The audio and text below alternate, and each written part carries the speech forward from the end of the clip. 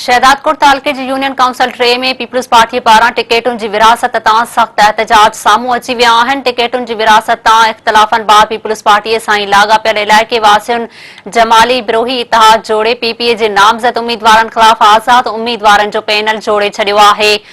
नाराज़ धुर तरफ़ां यूसी चेयरमैन लाइ हाजी लोंग बिरोही, वाइस चेयरमैन लाइ कुर्बान बिरोही, ज़िले काउंसिल जे मेंबर लाइ इंजीनियर इरफान जमालीअ खे नामज़द कयो वियो आहे। जिन रैलीअ जी सूरत में रिटर्निंग ऑफिसर जी ऑफिस पहुची नामज़दगी फारम जमा कराया। उन मौके ते अॻवाननि ज़ुल्फ़कार जमाली, अली मुराद बिरोही, अब्दुल हमीद जमाली, दीदार बिरोही ऐं ॿियनि चयो आहे त पीपीए जे मक़ामी क़यादत यूनियन काउंसिल 3 में पुराणनि जियालनि खे नज़रअंदाज करे बलदियाती इलेक्शन में नवनि माण्हुनि खे टिकेटूं ॾेई मायूस कयो आहे, जंहिं करे कारकुननि में ताव पखिड़िजी वियो आहे।